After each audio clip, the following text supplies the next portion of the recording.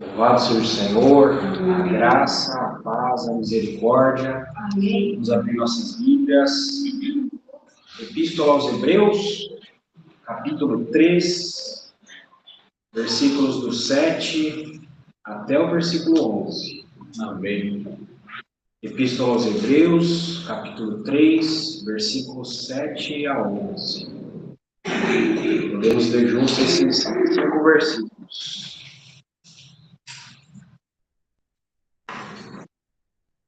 Nós encontraram? Assim, pois, como diz o Espírito Santo, hoje, se ouvirdes a sua voz, não endureçais o vosso coração, como foi na provocação, no dia da tentação do deserto, onde os vossos pais me tentaram, pondo-me à prova, e viram as minhas obras por 40 anos. Por isso me indignei contra essa geração e disse: estes sempre erram no coração. Eles também não conheceram os meus caminhos. Assim jurei na minha ira: não entrarão no meu descanso. Pai, mais uma vez nós oramos, pedindo a Ti, nos conceda nessa noite espírito de sabedoria e de revelação. Estamos diante das Sagradas Escrituras. Nós desejamos ter entendimento delas, para poder aplicá-las em nossas vidas, para poder ser transformados, para poder, Senhor, não termos esse coração que acabamos de ler aqui, um coração endurecido, Senhor. De fato, nós queremos um coração maleável para Ti, um coração que Te agrada, um coração que faz a Tua vontade, que faz as obras do Pai, um coração que não retrocede, Senhor, mas um coração que avança, um coração que corre a carreira cristã. Senhor, nós somos aqueles que, pela fé, querem entrar no seu descanso. Queremos estar lá no seu descanso. Queremos nos esforçar para estar neste descanso. Senhor, queremos dar tudo que temos e que somos, Senhor, para entrar nesse descanso. Não queremos fraquejar, relaxar. Ajuda-nos, Senhor. Ajuda-nos a viver a vida de corpo de Cristo. Ajuda-nos a amar os nossos irmãos, a se entregar pelos nossos irmãos, a viver a vida cristã de maneira prática, de maneira real, de maneira sólida, Senhor. Queremos, Senhor, ser transformados. Senhor, não estamos aqui apenas para ouvir mais uma vez a Tua palavra e sair daqui como se nada tivesse acontecido, Senhor. Nós queremos transformação. Nós clamamos, imploramos a Ti por transformação. Imploramos por mudança, Senhor. Imploramos pelo caráter de Cristo sendo impresso em nós. Isso nós te rogamos em nome de Jesus. Amém. Amém. Então, nós temos visto a segunda exortação da Epístola aos Hebreus, que é uma exortação muito séria, como todas as demais. É uma exortação contra a incredulidade. Essa exortação, ela foi feita exclusivamente para crentes, redimidos, batizados, que já provaram no Senhor, se alimentando de Cristo, figura do maná, que beberam do Espírito Santo, a água que fluiu da rocha, a rocha que é Cristo, que foi ferido uma única vez por nós. Não faz nenhum sentido, né? Se essa exortação fosse enviada para ímpios. Não faz sentido algum falar tudo o que foi falado até agora, sendo ímpios como destinatários. Os ímpios não têm nenhum meio, absolutamente nenhum meio de ouvir a voz do Espírito Santo. Porque o espírito humano dos ímpios está mortificado. O espírito humano deles não é habitado pelo Espírito Santo. Está mortificado. Então, eles são incapazes de ouvir a voz do Senhor. Os ímpios também não têm absolutamente nenhum controle ou sequer alguma preocupação com o estado do seu coração. Se ele está duro ou não. Simplesmente eles agem, andam de acordo com o curso desse mundo. Eles fazem a vontade da carne e dos pensamentos. Não existe dentro dos ímpios um conflito entre carne e espírito. Não existe. O que existe dentro do ímpio é a carne. Eles não conhecem o conflito que nós vivemos. Não existe dentro deles as lutas espirituais com as quais nós passamos. O corpo dos ímpios simplesmente vê algo, ou simplesmente eles pensam em algo, e a alma deles logo em seguida passa a fazer planos, desejar aquilo, cobiçar, e sejam por meios ilícitos ou ilícitos. Eles fazem de tudo para obter o objeto de cobiça deles. Conosco não é assim. Não é assim. Então, desde que nós nos tornamos crentes em Jesus, há um conflito dentro de nós, pois o nosso espírito recebeu vida. Nós somos vivificados em nosso homem interior. E o Espírito Santo nos comunica a vontade de Deus lá, no mais profundo do nosso ser, do nosso espírito humano, por meio da nossa intuição, por meio da comunhão, por meio da consciência. É lá que o Espírito Santo fala conosco. E lá ele fala a vontade de Deus para nós. E é bom que a nossa alma, é bom para ela, que ela se sujeite à vontade do Senhor por meio do Espírito. Foi para isso que nós fomos criados, e é assim que nós somos criados. Essa é a ordem correta das coisas. Que o Espírito comunique a vontade de Deus para a alma assimile a vontade de Deus e o corpo execute. Esse é o projeto de Deus para o ser humano.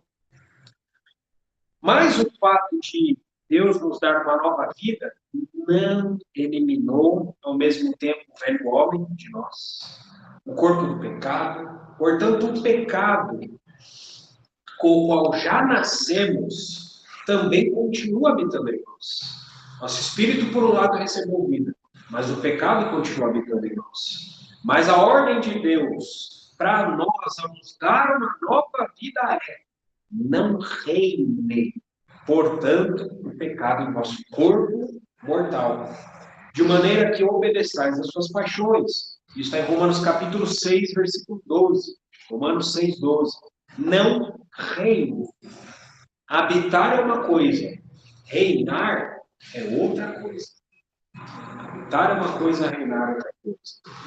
Por isso nós podemos dizer que, por hora, enquanto vivemos aqui, baixo de carne e sangue, nós temos de lidar com essa anomalia dentro de nós. É uma anomalia. O pecado é como uma célula cancerígena. Mas Romanos 8, capítulo 5, diz que os crentes que se inclinam para a carne cogitam das coisas da carne. E os crentes que se inclinam para o Espírito cogitam das coisas do Espírito. O pendor da carne dá para a morte, mas o do Espírito para a vida e paz. Então, de um lado, nós temos o corpo querendo atrair a alma para os feitos do corpo, para a natureza terrena. E Romanos 8,13 diz o seguinte, Romanos 8,13: porque se viverdes ter uma vida segundo a carne, caminhais para a morte. Claro que isso aqui não é a morte eterna. Mas se pelo Espírito mortificardes os feitos do corpo, certamente vivereis. Então, os feitos do corpo estão vivos. E pelo Espírito, nossa responsabilidade. Nós precisamos mortificá-los, torná-los inúteis, os feitos do corpo. Colossenses 3,5 diz: fazei, pois, morrer a vossa natureza terrível. Fazei, pois, morrer. Responsabilidade nossa. Isso só pode ser feito com armas espirituais. Sim. E essa é a guerra que todo filho de Deus, nascido de novo, enfrenta absolutamente todos os dias. É uma guerra sem trégua. É uma guerra que não termina. E é por isso que o assunto aqui em Hebreus não é salvação pela graça. É perseverança para entrar para o reino futuro de Deus, perseverança, esforço para entrar no descanso de Deus.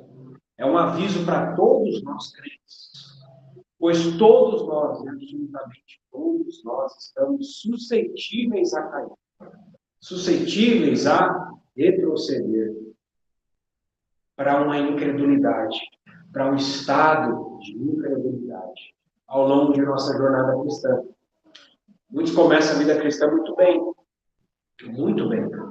mas ao longo do caminho existem dificuldades. Me lembro aqui do livro Peregrino, do irmão John Bunyan. Ele mostra uma caminhada de peregrinação ali, em forma de alegorias, né?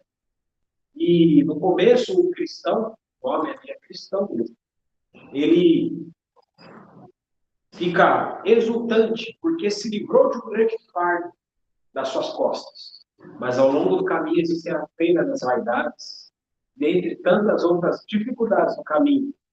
E por vezes ele desanima. E muitas vezes dá vontade de retroceder. Muitas vezes dá vontade de desistir.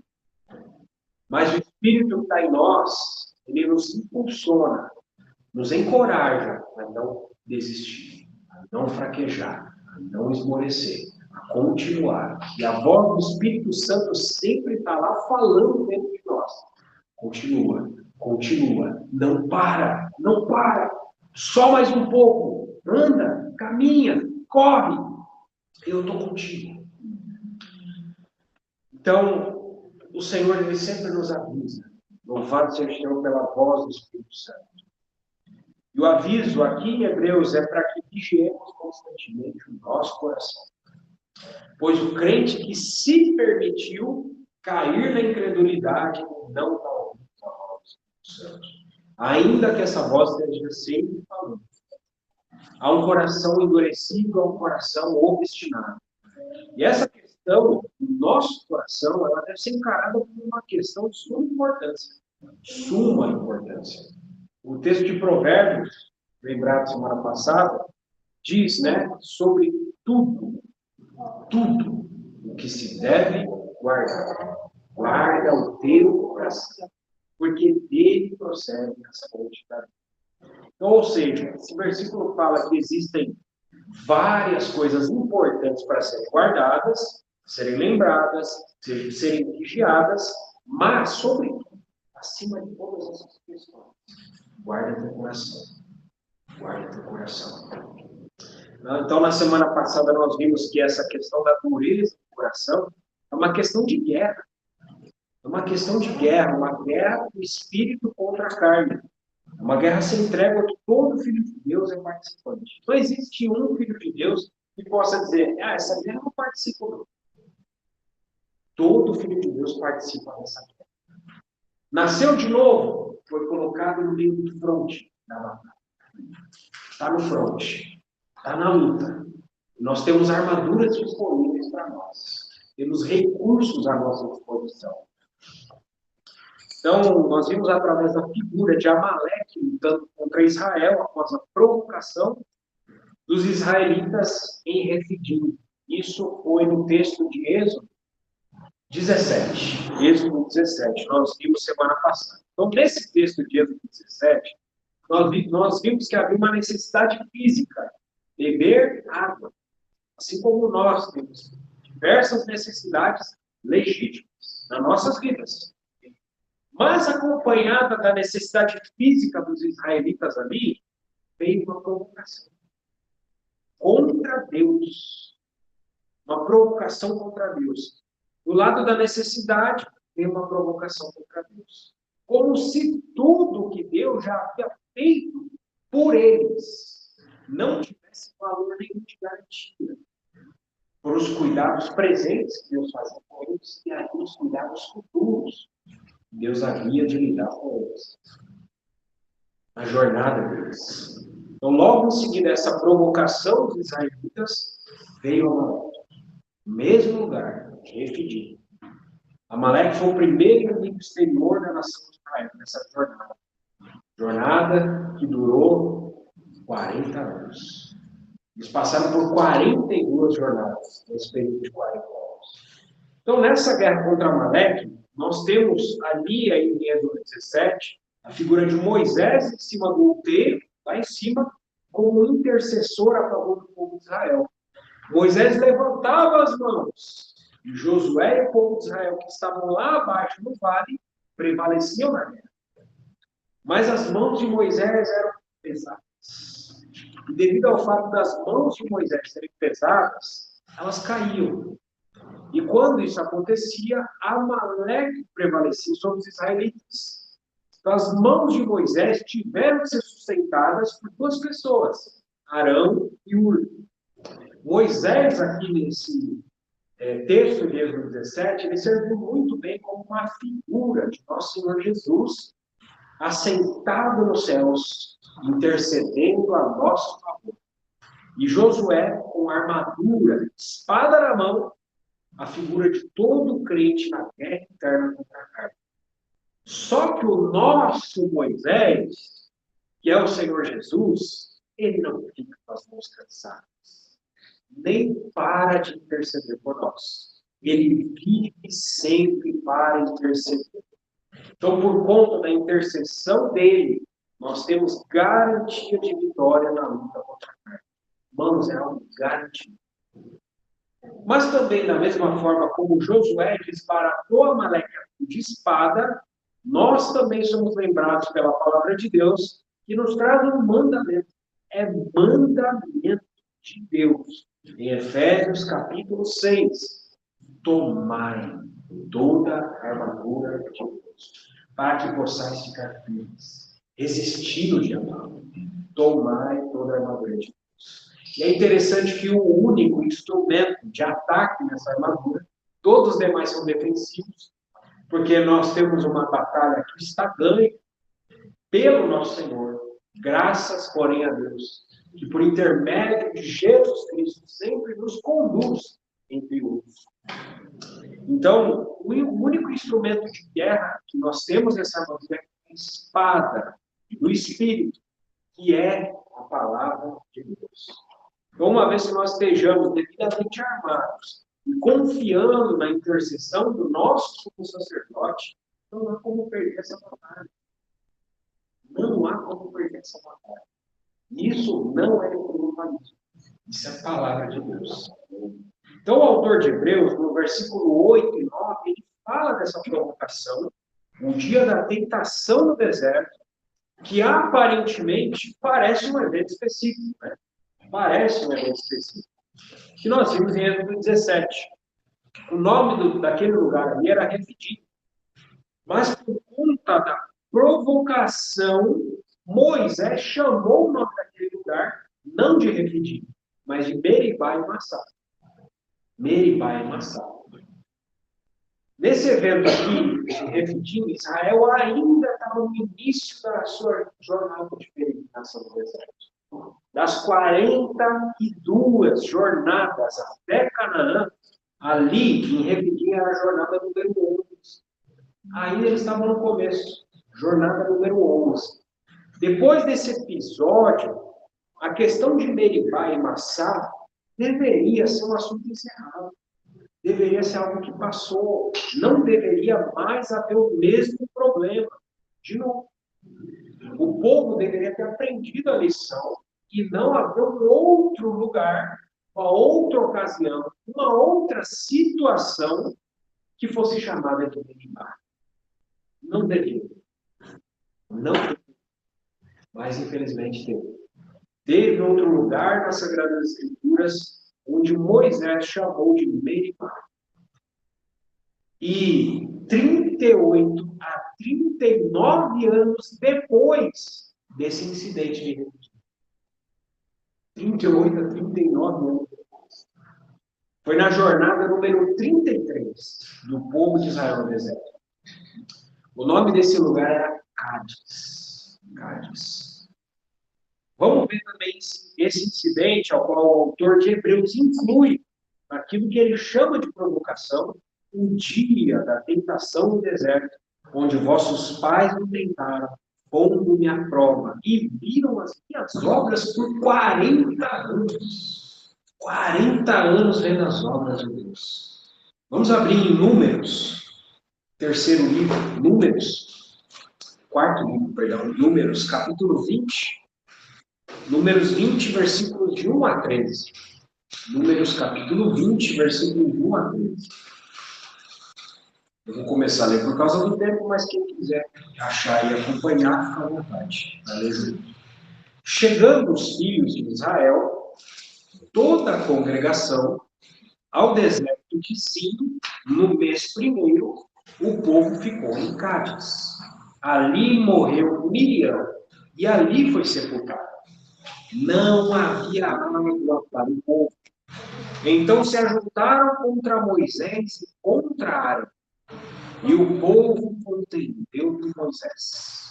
E disseram: antes tivéssemos perecido quando expiraram nossos irmãos perante o Senhor.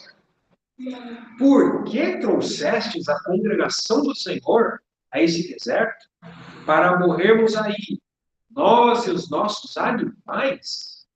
E por que nos fizeste subir do Egito para nos trazer este mau lugar, que não é de cereais, nem de figos, nem de vides, nem de romãs, nem de água para beber?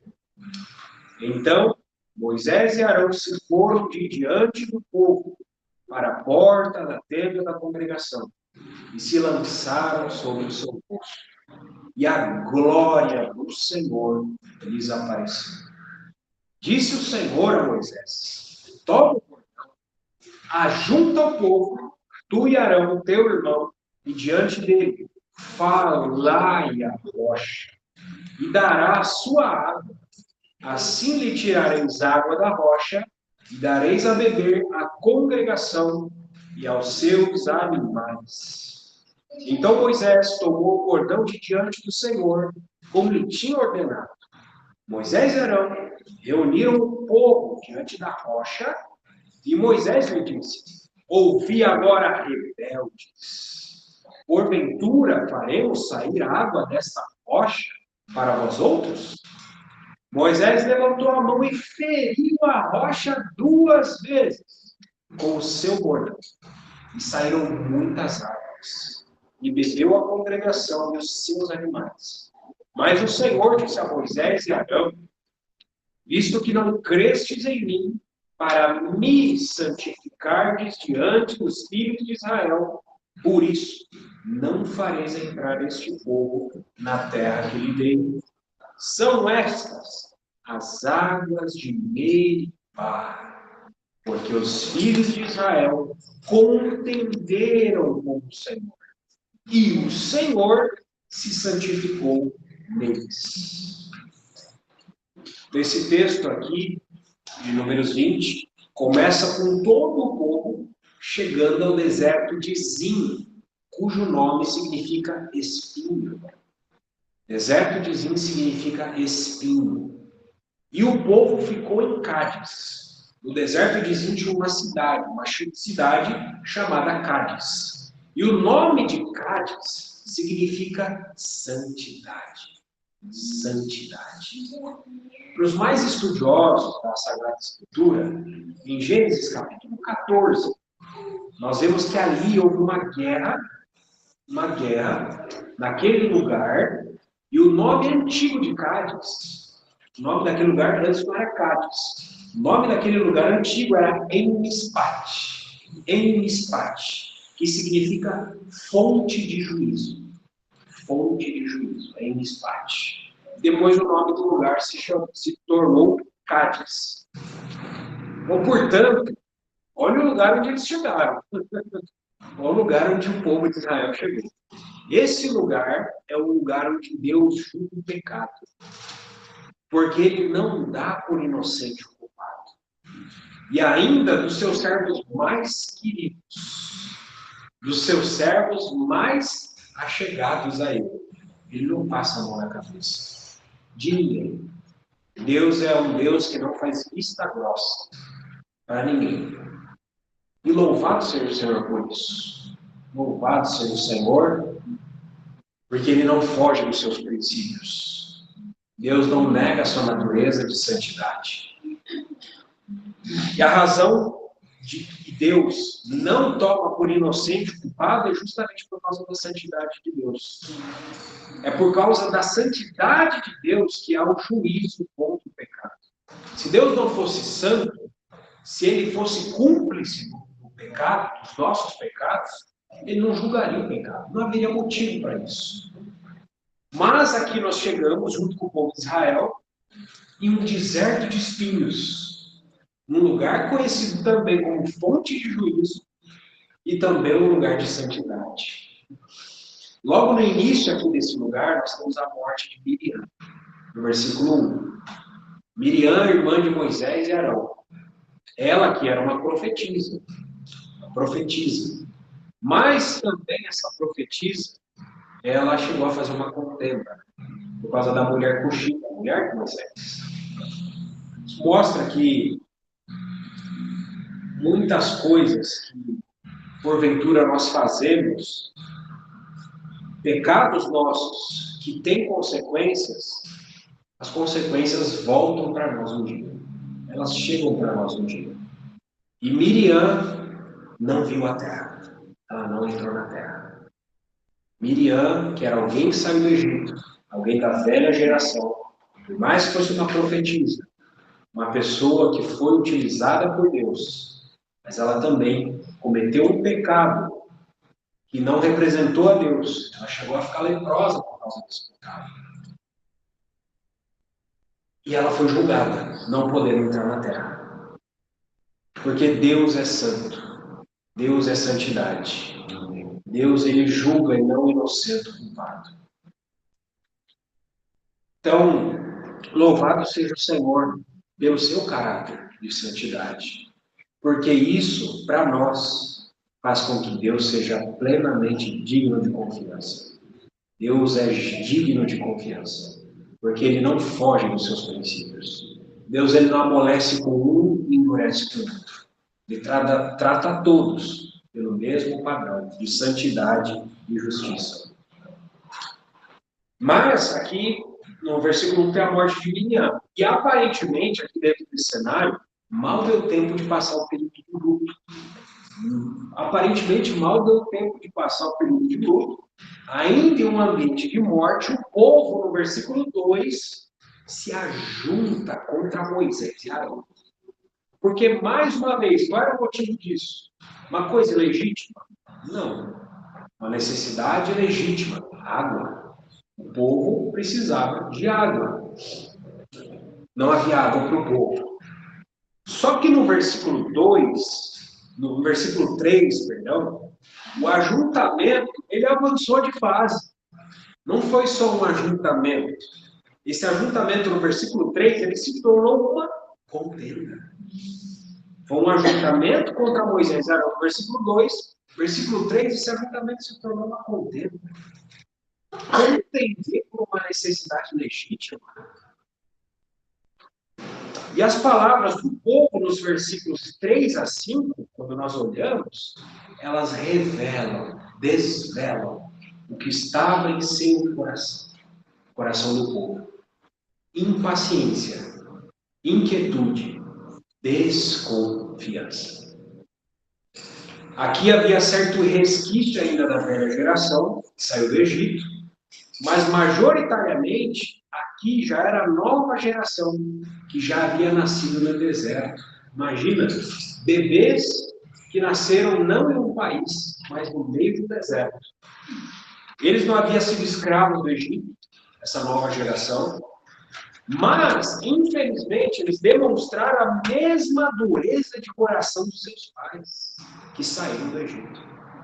O teor da queixa deles foi cheia de lamentos, cheia de acusações contra Moisés, similar ao que a gente vê em 2017.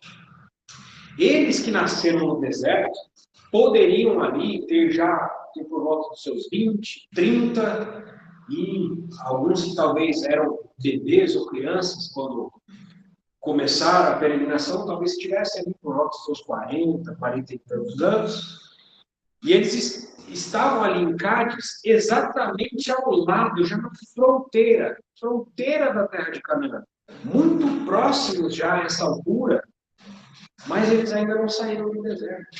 Ainda estavam no deserto. Não saíam da situação que eles estavam enfrentando. Situação de deserto.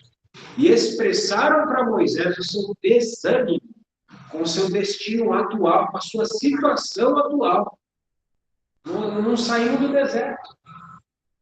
E apesar de anos e anos de milagres da parte de Deus, a rebelião e a incredulidade deles persistiram. Saiu uma geração, entrou uma nova geração. Rebelião, incredulidade, dureza de coração. Continuava. A geração mudou, mas a maldade do coração não. E essa era a razão deles não saírem do deserto. Essa era a razão. Eles estavam vivendo no deserto, sem perspectiva de quando terminaria esse deserto. Eles demonstraram impaciência para entrar logo em Canaã, com intenções indevidas. Eles queriam entrar em Canaã, pelo teor das palavras deles, mas com intenções indevidas. Nós percebemos isso ao ver o que eles falaram. Porque a boca fala muita cheia. Eles falaram mal do deserto, chamando ele de mau lugar, pois no deserto não havia o quê? No que não havia no deserto? A queixa deles. Não havia cereais, figos, vides, romãs, nem água para beber. Era só água no começo, né? Agora eles também estão querendo cereais, figos, vides, romãs. Então o coração desse povo já estava transviado, fora da rota, corações perdidos. Pois ao invés de contar com a provisão de Deus, ao invés de depender de Deus, eles queriam se satisfazer com o desfrute terreno das obras que as suas próprias mãos proporcionariam. É isso que fica implícito por trás desses versículos. E se o nome do deserto é Zim, que significa espinho, é interessante que Jesus, o nosso Senhor Jesus, na parábola do semeador, ele diz que os espinhos, que são os espinhos? O Senhor Jesus diz que os espinhos, isso está em Mateus 13, os espinhos são o cuidado do mundo e a fascinação das riquezas. Os espinhos no coração que não permitem que a palavra frutifique são os cuidados do mundo e a fascinação das riquezas. Em outras palavras, nós temos uma geração aqui no deserto que não curtiu a vida. Uma geração que não curtiu a vida como seus pais. Ou que não curtiu o mundo, o Egito. E o tempo está passando, Moisés, o tempo está passando, Arão. O nosso vigor físico está acabando, Moisés e Arão. E quanto mais o vigor físico de alguém acaba, não sobra nada para curtir. Não sobra nada para curtir. Essa era a impaciência deles. Porque no deserto não existe curtição. No deserto não tem curtição. Sim. Os cereais que eles estavam querendo, desejando ali, o que eram os cereais? Os cereais, para quem vivia na região do Oriente Médio, vive até hoje. São a base da alimentação do Oriente Médio. Os cereais. Então, nesse sentido aqui, aplicado para eles, são um símbolo de estabilidade, que não precisa de dependência de Deus. Cereais, estabilidade, a base da alimentação. Eles queriam uma estabilidade sem Deus. Era isso que eles queriam. Os figos, o que eram os figos? Os figos sempre foram, na Bíblia, sinal de prosperidade e paz. Prosperidade e paz. Mas, prosperidade e paz produzidas pelo homem. Quem é que não se lembra que no Jardim do Éden, quais foram as primeiras roupas de Adão e Eva? Produzidas com folhas de figueira. As vides representam a alegria. Eles queriam alegria também. mas uma alegria que não dependesse de Deus, uma alegria produzida por eles próprios. E as romãs, elas são frutas de muitas sementes. Tem alguns que dizem até que as romãs têm 613 sementes, mas isso não tem como comprovar. Mas, de fato, elas são frutas de muitas sementes. E devido ao fato das romãs serem frutas de muitas sementes, elas são um sinal de fertilidade. Eles criam fertilidade, serem férteis na terra, mas sem depender de Deus para isso. E a água, por fim, a água é a fonte da vida. As fontes. A água. Eles não queriam ter as suas fontes em Deus. Tudo isso eles queriam sem depender do Senhor. Por isso, é por esse motivo que eles não podiam sair do deserto. Deus não permitiria que eles saíssem do deserto. Porque com Deus, ou nós mudamos, ou nós somos transformados, ou nós não saímos de onde nós estamos. É assim com Deus. Quer mudar de estágio, mudar de fase, seja transformado. Porque se nós não formos transformados, Deus nos manterá na mesma fase em que estamos. Ficamos sempre aprendendo a mesma lição, de maneiras diferentes, até passarmos por ela. É assim com Deus. O versículo 6, aqui de Números 20, nos mostra que Moisés e Arão se lançaram sobre o seu rosto. E a glória do Senhor lhes apareceu. Isso é muito maravilhoso. Isso é precioso. A glória do Senhor apareceu para eles. Eles buscaram o Senhor diante de tal situação. E o versículo 7 e 8 nos mostra a ordem do Senhor a Moisés e Arão. Primeiro lugar, o que Moisés e Arão tinham que fazer? Pegar o seu bordão. Pegar o bordão. Segundo lugar, ajuntar o povo. Terceiro lugar, diante do povo, falar a rocha. E aí da rocha vai sair água para o povo beber e os seus animais. Aí o versículo 9 nos mostra que Moisés obedeceu a primeira parte, ele pegou o bordão conforme o Senhor mandou. Moisés cumpriu, vamos dar um cheque aí para a primeira coisa que o Senhor pediu, ele obedeceu. A primeira parte do versículo 10 também nos mostra Moisés obedecendo a segunda coisa que o Senhor pediu para ele. Reúne o povo diante da rocha. Moisés reuniu o povo diante da rocha. Até aí tudo bem. Mas na parte B do versículo 10, Moisés abriu sua boca. E mais uma vez, a boca fala do que está cheio o coração. Até aí o coração de Moisés não estava revelado. Mas quando ele abriu a boca, o coração dele se revelou. O Senhor havia dito para Moisés falar à rocha. E não para Moisés se dirigir ao povo. O Senhor não falou para Moisés, fale ao povo. O Senhor falou, fale à rocha. Moisés, você vai falar com a rocha. Não se dirija ao povo, se dirija à rocha. Falar à rocha é uma atitude que demandava fé. Moisés precisava de fé para falar e se dirigir à rocha. Mas Moisés, ao invés de se dirigir à rocha, ele dirige a sua voz ao povo e diz ao povo o que Deus não disse. Moisés falou o que o Senhor não falou. Moisés diz, ouvi, rebeldes. Então aqui, o temperamento de Deus não foi fielmente representado por Moisés. Moisés falhou. Moisés, o homem mais manso da terra, falhou aqui. Moisés tinha uma grande carga nas suas costas. Irmãos, pensa que carga esse homem de Deus sustentou nas suas costas.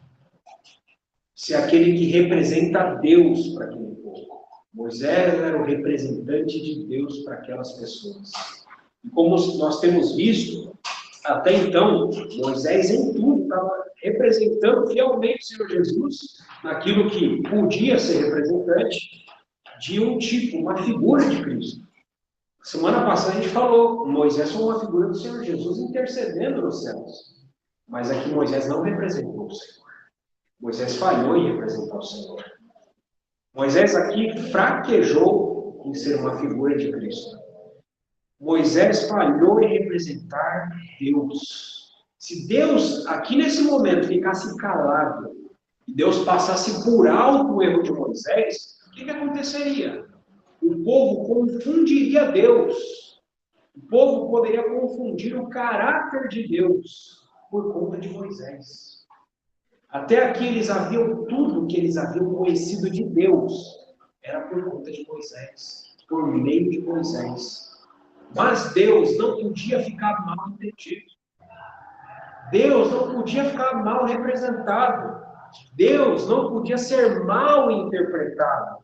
E Deus é um Deus que quer se revelar. Deus quer se mostrar.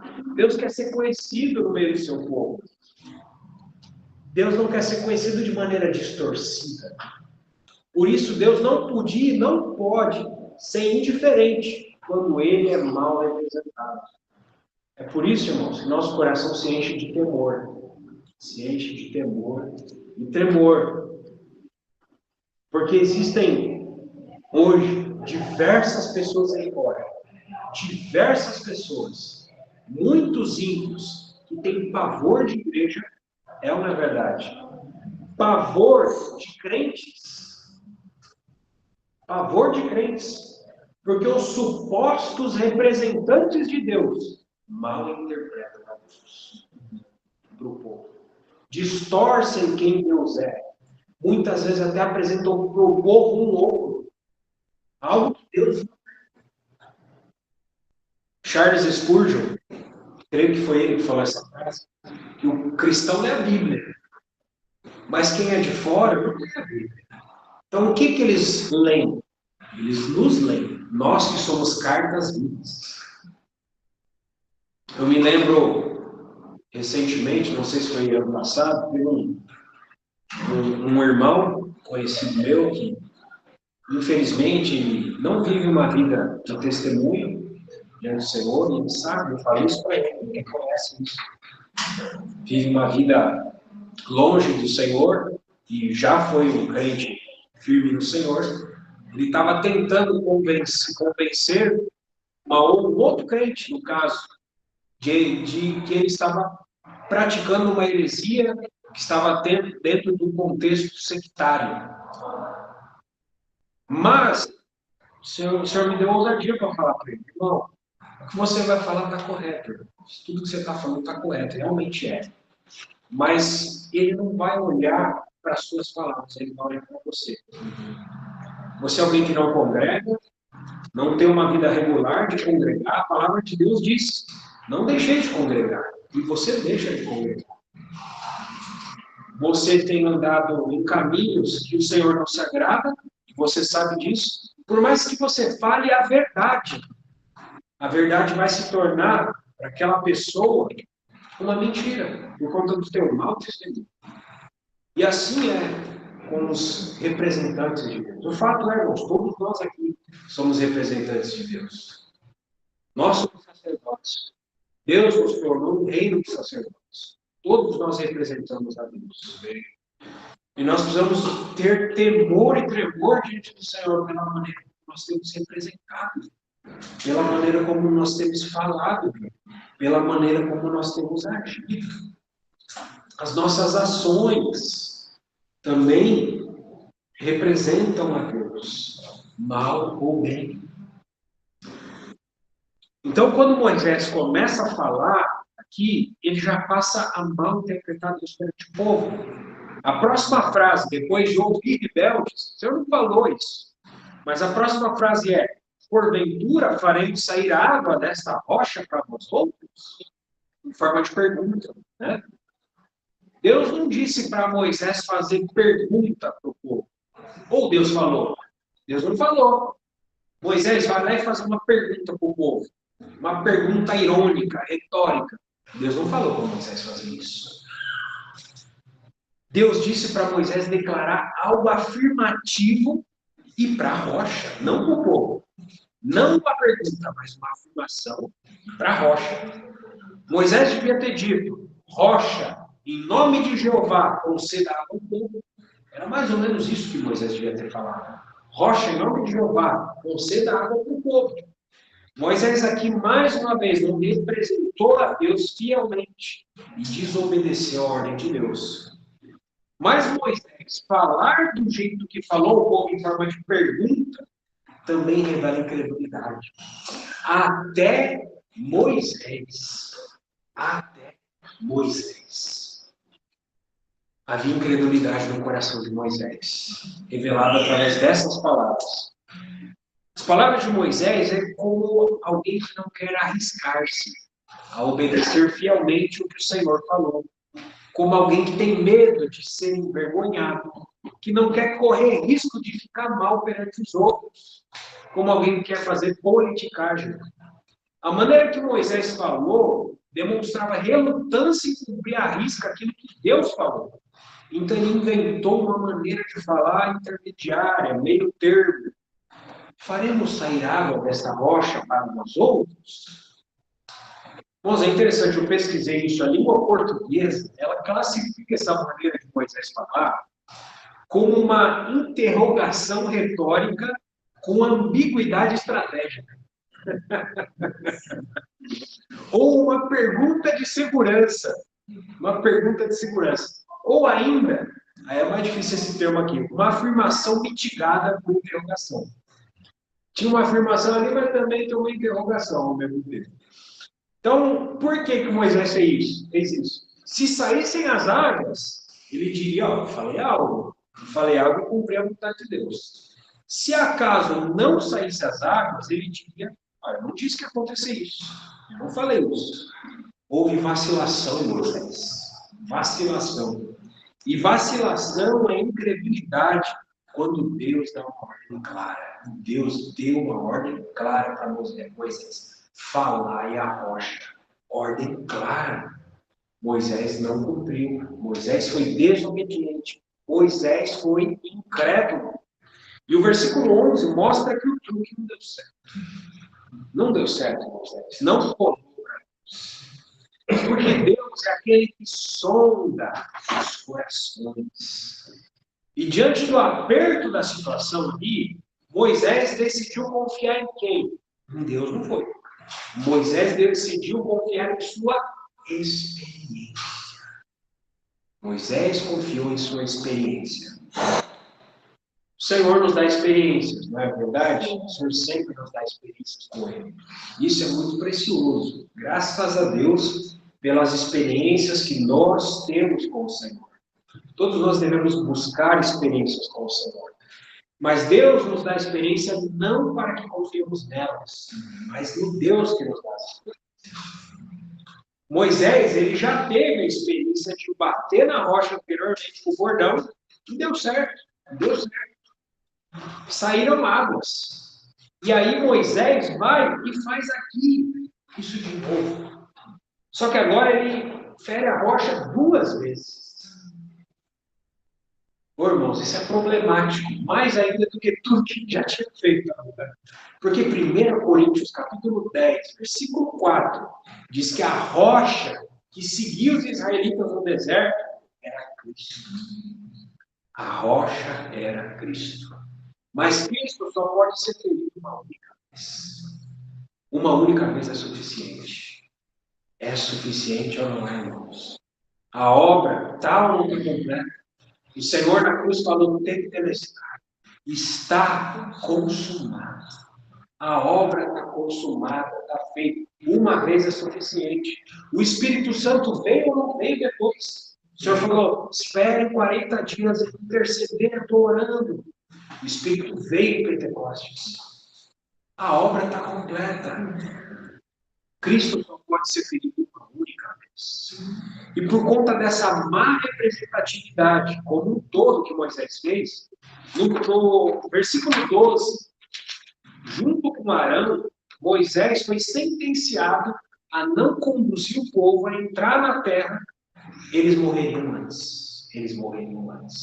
Eles não veriam a terra, porque eles estavam aqui na fonte de juízo, em Mispate, Cádiz, santidade. E no deserto de Zin, um lugar espinhoso. Essa má representatividade de Moisés ao ferir a rocha 2 vezes era como dizer que a obra de Cristo não foi suficiente, irmãos. Que gravidade de situação, que gravidade, que terrível, que terrível. Aí o versículo 13 finaliza dizendo: são estas as águas de Meribá, porque os filhos de Israel contenderam com o Senhor, e o Senhor se santificou neles.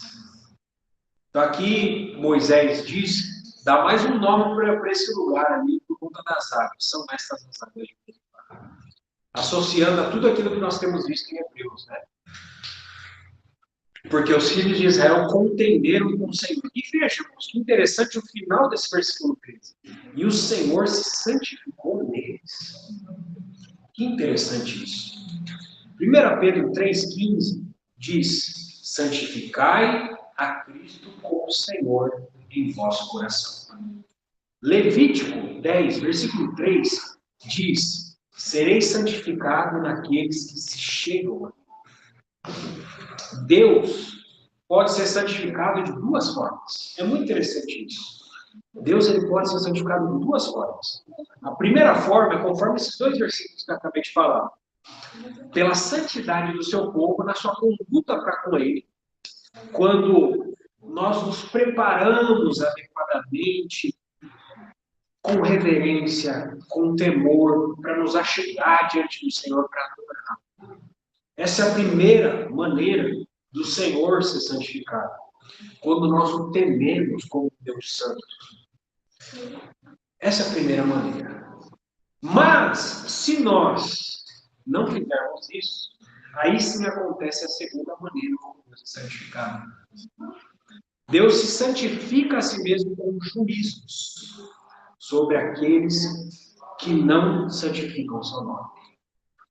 Deus é um Deus que não faz tanta questão dele ser conhecido como um Deus onipotente, onisciente, onipresente. Mas Deus faz sim questão dele ser conhecido como um Deus que é santo.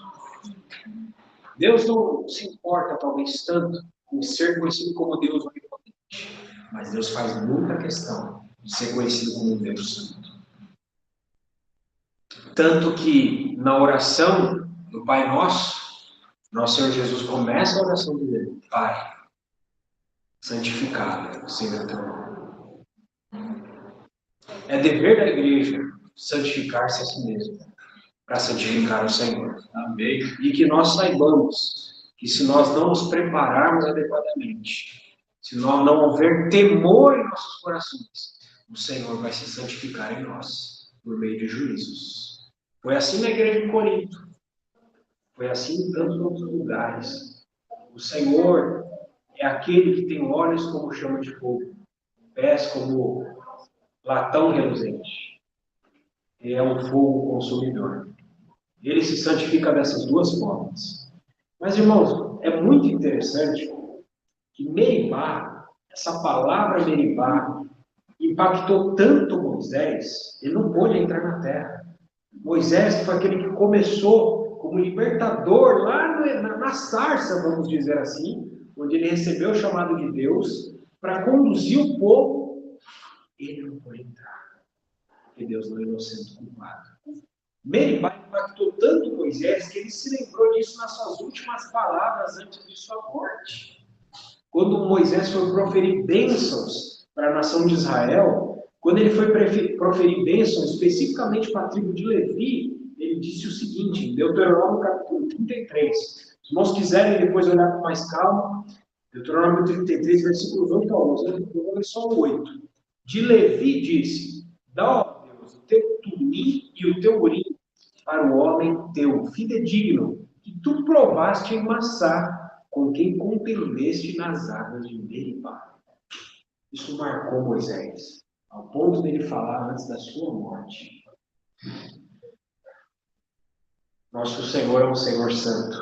E até Moisés, o homem mais manso da terra, uma pessoa que, para os judeus até hoje, é o maior de todos, né?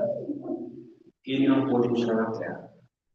Porque Deus é santo. Santo, santo, santo, Senhor.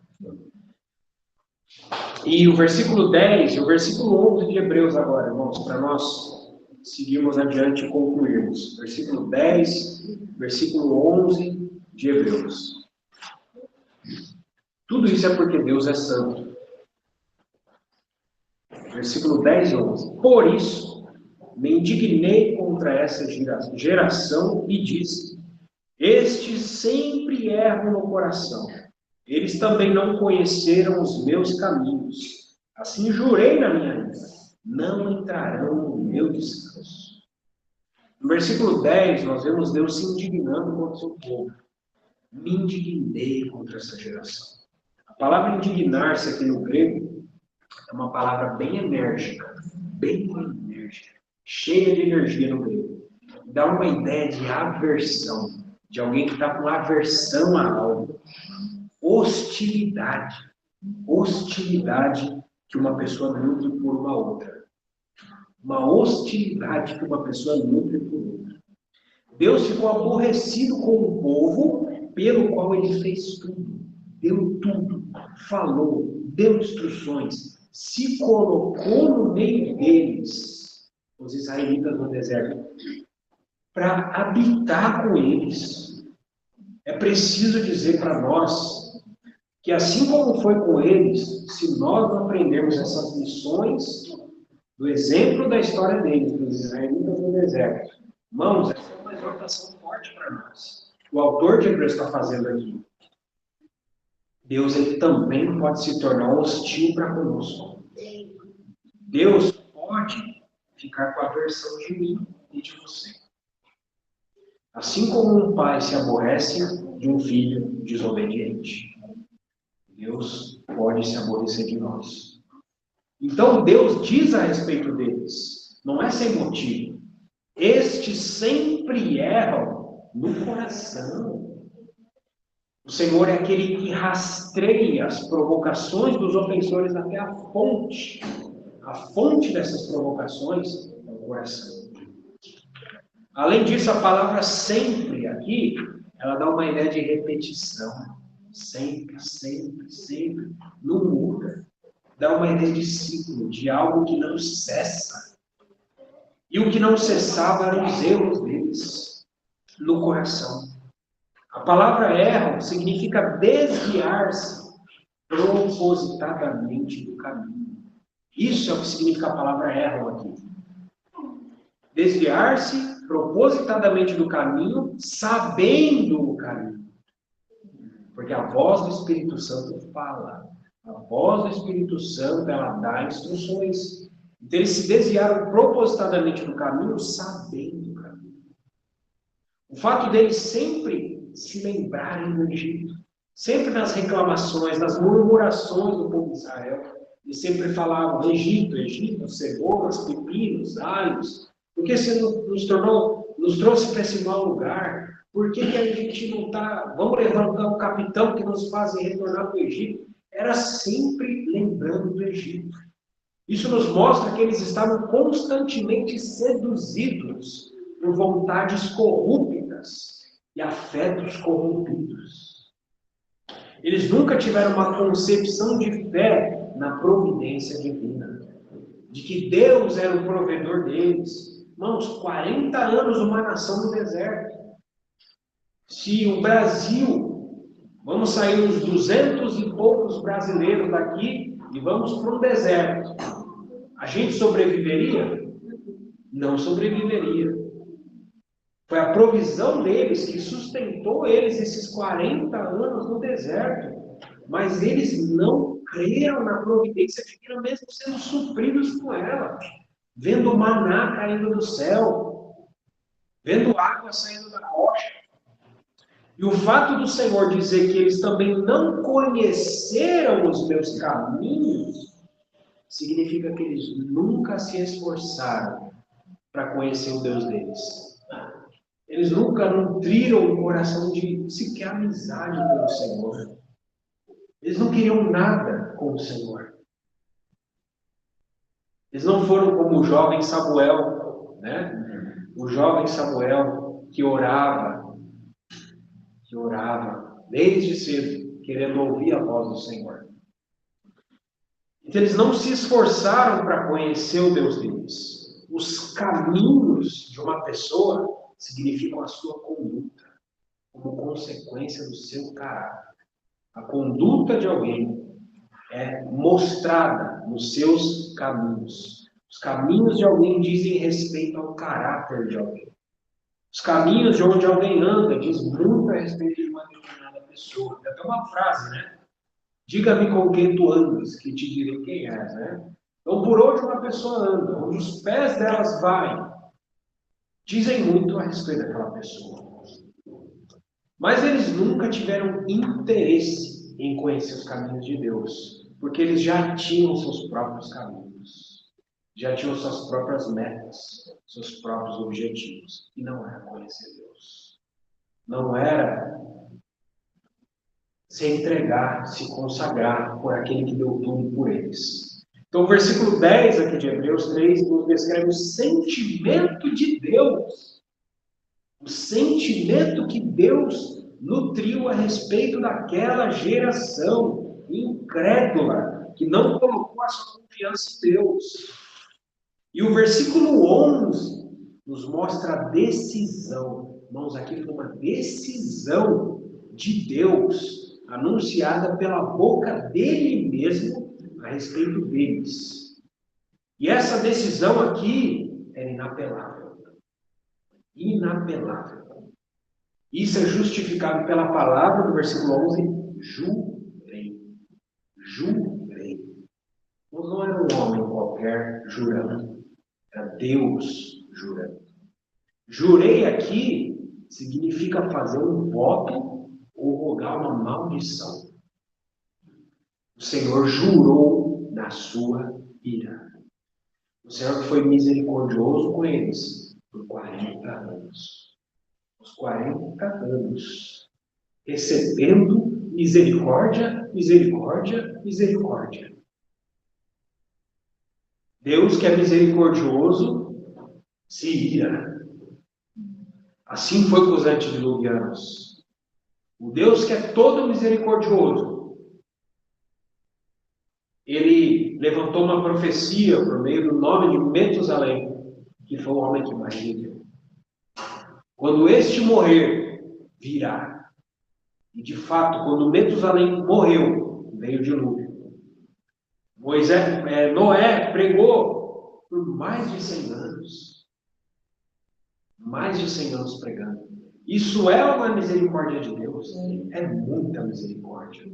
Mas chega uma hora que tem um limite. E Deus se ira. Deus se ira. Deus jurou na sua ira. O que o Senhor jurou? Versículo 11 diz que eles não entrariam no descanso dele. Em outras palavras, é como se o Senhor dissesse: se eles entrarem, eu não sou Yahvé. Se eles entrarem naquela terra, eu não sou Deus. A palavra descanso aqui no grego é katapausa, que dá a ideia de uma permanência, de algum descanso permanente, ou radicação na herança prometida, que é diferente de outra palavra também que existe na Escritura para descanso, que é anapausis, que significa descanso por cessação de trabalho, e pode ser apenas temporário. Então, irmãos, veja que coisa preciosa. Por um lado, nós temos essa exortação forte, fortíssima. O Senhor é misericordioso, misericordioso, misericordioso. Mas uma hora ele se ira. E ele jura: você não vai entrar no meu descanso. Porque eu tive misericórdia de você. Eu fiz tudo por você. E você falhou. Você sempre erra no coração. Então, o Senhor tinha algo tão precioso destinado para eles. Tão precioso. Um descanso permanente. Um descanso permanente. Mas eles escolheram a curtição. Eles queriam ser como os egípcios em seu coração. Eles queriam isso, curtir a vida sem Deus, não depender de Deus, não ter fé na providência de Deus, depender da obra de suas próprias mãos. Então, até hoje, o descanso que eles têm, e que todos nós temos, é um descanso temporário. Mas, irmãos, essa mesma exortação é para nós hoje. Existe esse descanso prometido para nós no período do milênio, nós temos visto muito aqui. Esse descanso está prometido para cada um de nós. E o Senhor deseja, tem sido misericordioso conosco, tem feito milagres e milagres em nossas vidas. Tem nos dado tudo, todas as coisas que nos conduzem à vida e à piedade. O Senhor tem nos dado tudo para que nós entremos nesse descanso. E o Senhor deseja que nós entremos lá. Mas o Senhor jurou que eles não entrariam. Essa geração não ia entrar. Qual foi a crise que originou esse juramento da parte de Deus? Eu vou falar aqui resumidamente, mas está em Números 12. Foi quando o povo se propôs a enviar 12 espias para ver a terra, antes de entrarem nela. Irmãos, pensa só. Deus foi quem disse que a terra era boa. Foi Deus mesmo que disse que a terra era boa. Deus mesmo falou que ia levá-los para uma boa terra, e o Senhor descreve como seria essa terra para eles. Precisava de espia? Isso gera incredulidade. Enviar espia. Agora é como se eu falasse para a irmã Márcia. Márcia, eu experimentei um restaurante tal, mano, vai lá que você vai gostar. Aí a irmã Márcia duvida um pouco de mim. Deixa eu olhar na internet para ver se esse restaurante é bom mesmo. Esse aí só gosta de encher barriga mesmo, pensa em qualidade de comida. Vamos dar uma olhada na internet, ver as opiniões das outras pessoas, tal. É um exemplo bem simples, mas no caso, irmãos, era Deus quem estava falando aqui que a terra era boa. Não precisava de espírito. Não precisava comprovar o que Deus estava falando. Agora, irmão, se eu falar de um restaurante, eu vou vocês comprovar mesmo, viu? Mas o fato foi que essa proposta surgiu por conta de descrença no coração deles. Mas Moisés e o Senhor sancionaram isso.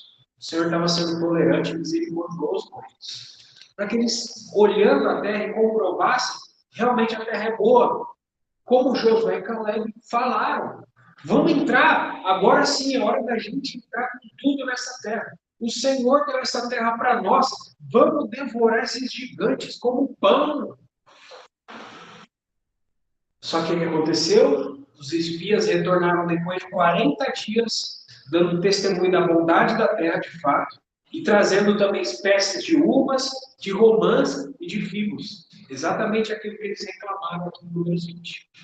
Aqui no deserto não tem nada disso. Vamos subir e possuir a terra, foi o que Caleb falou. Mas os espias infiéis se opuseram a Caleb e a Josué. Tão gigantescos são os habitantes, tão fortificadas e grandes são as cidades, que eles se focaram nas dificuldades. Eles olharam de maneira cega para as dificuldades.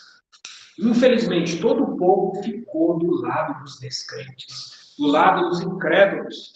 Eles pesaram os seus próprios poderes, a força do seu próprio braço, contra os obstáculos, contra os gigantes, contra as cidades fortes, contra os obstáculos que seriam superados, e deixaram do lado de fora o poder do seu Deus. Como se fosse algo que seria conquistado só por eles. Cada um encorajou o outro na incredulidade, até que imaginaram e disseram que Jeová apenas havia tirado o povo do Egito e os trouxe ao deserto de propósito para entregá-los nas mãos dos cananeus. Que perversidade! Caleb e Josué se opuseram, tentaram encorajar o povo. A terra é boa, a terra é boa. Se nosso Deus estiver conosco, os cananeus não poderão nos enfrentar. Não se rebelem contra o Senhor. Mas toda a congregação ordenou que os apedrejassem. Então veio a voz do Senhor da glória, que brilhou na nuvem. Até quando esse povo me provocará? O Senhor falou isso. E até quando não crerão em mim, apesar de todos os sinais que lhes mostrei? Esse aqui seria o momento em que toda a congregação de Israel seria eliminada. O Senhor falou: chega, eu vou matar todo mundo, Moisés. Moisés, eu vou matar todo mundo. Mas Moisés, ali como uma figura do Senhor Jesus, intercedeu a favor do povo, dizendo em outras palavras para o Senhor: Senhor, a minha vida pela vida deles. Senhor, risca-me, eu te peço do livro. Risca-me do teu livro, Senhor. E salva o teu povo. Senhor, é teu povo. Não são meu povo. São teu povo, Senhor. Eles são chamados pelo teu nome. E aí o Senhor responde a Moisés. É interessante que Moisés, como intercessor aqui do povo, colocando a vida dele em risco. Claro que a vida de Moisés era uma vida impura, né? Não poderia se oferecer como sacrifício pelo povo. Por isso que o Senhor não aceitou, obviamente. Mas é uma figura da entrega do nosso Senhor Jesus. Sim, a entrega do Senhor foi a vida dele pela nossa. Nosso substituto. Nosso Senhor Jesus é nosso substituto no Calvário. É o nosso intercessor.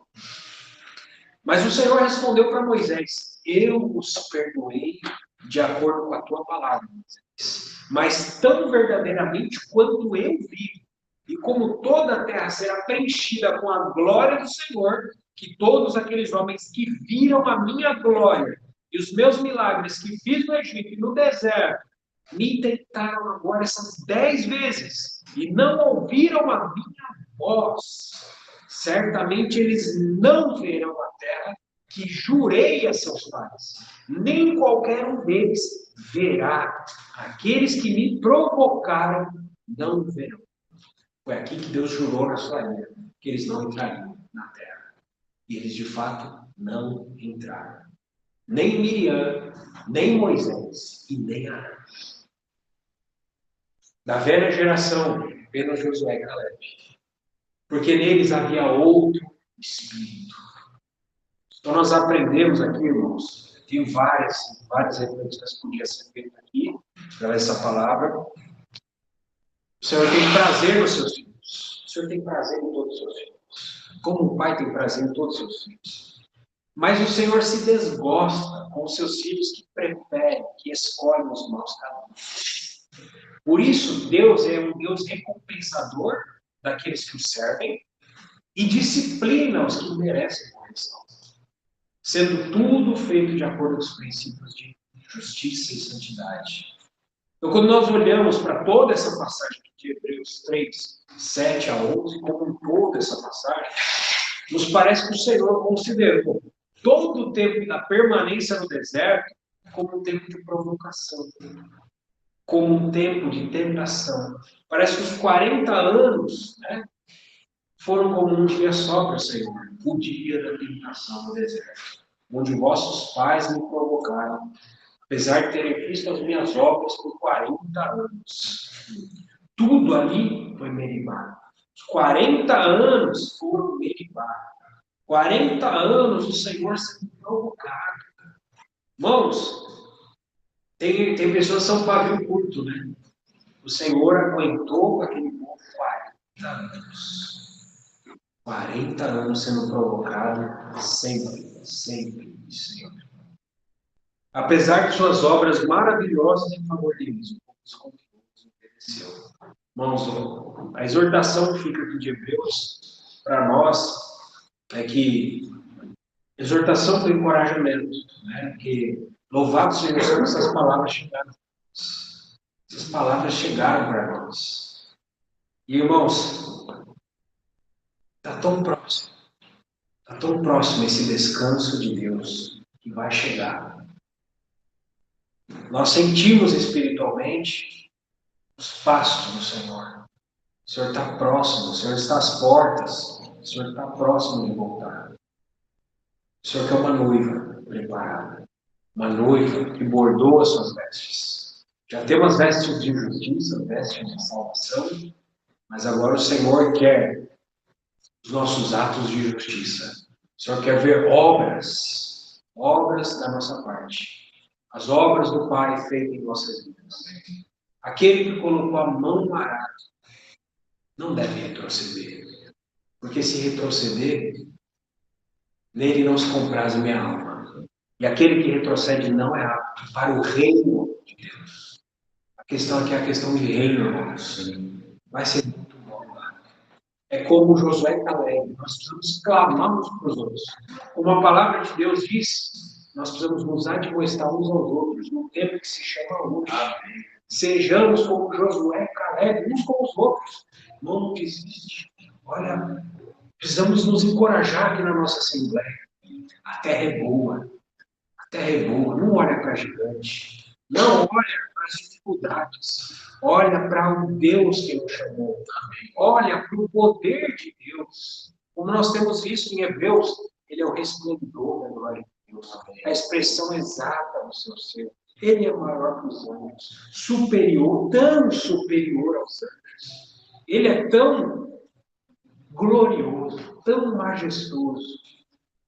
O autor de Hebreus sempre nos estimula a colocar os nossos olhos nele. Não colocamos nossos olhos em nós. Não colocamos nossos ouvidos na voz da serpente ou qualquer outra voz. A voz que fala na casa de Deus é a voz do Espírito Santo. Amém. Se ouvirdes a sua voz, não endureçais o vosso coração. Louvado seja o Senhor. Amém. Senhor, obrigado, Senhor. Obrigado, Senhor, porque o Senhor tem nos dado essa exortação para nós hoje, sobre que os fins dos séculos têm chegado. Obrigado, Senhor, porque o Senhor quer nos preparar e por isso o Senhor tem nos dado essas exortações aqui em Hebreus. Nós queremos ser um povo que te ouve, Senhor, um povo que te dá ouvidos, um povo que não esquece das suas misericórdias, um povo que conta as bênçãos que o Senhor tem feito a nosso favor, um povo que não se esquece dos milagres. Dá-nos um coração grato a tudo que o Senhor tem nos feito. Não se esquecer de nenhum dos benefícios que o Senhor tem feito para a nossa vida.